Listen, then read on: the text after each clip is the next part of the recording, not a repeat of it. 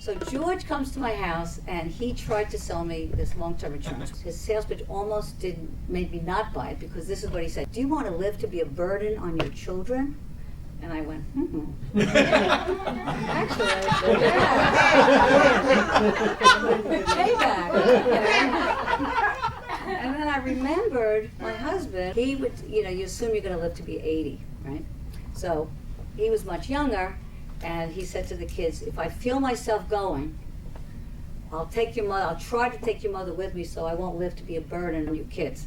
And I thought, the kids they didn't say, "Oh no." I thought they'd say, "Oh no, when you go, Daddy, we'll need Mommy even more." And they didn't say that at the funeral. I was sure I heard them whispering, "She's still here. Daddy didn't try hard enough."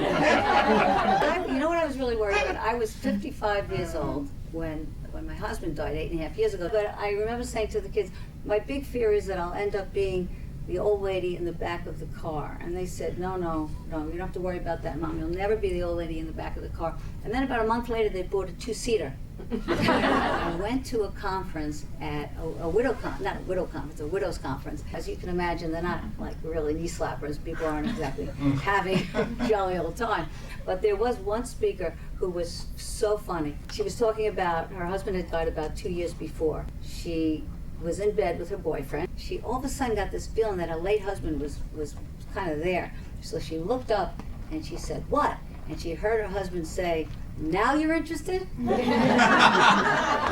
Life changes a lot when there's a death. And I think a lot of people start to get very nostalgic. They get nostalgic and they start thinking, "Gee, I should have this, I should have that."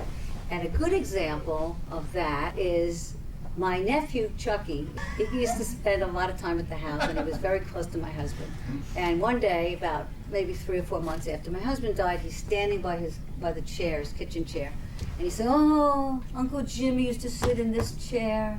I couldn't go past him. I tried without him expecting me to massage his back.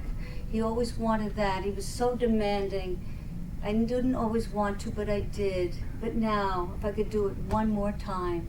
And I said, "I know exactly how you feel, Chuck. I feel the same way about the blowjobs." She said, "Blowjobs in front of men." Which brings us to dating. I found out as I dated that, you know what the best part of dating is? Best part of dating is you really appreciate being alone. Right? But I do have a boyfriend now.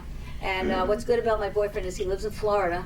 And I hate Florida. My husband, this is a little bit of a problem. My husband wanted to get a house for the winters in Florida, and I always said no.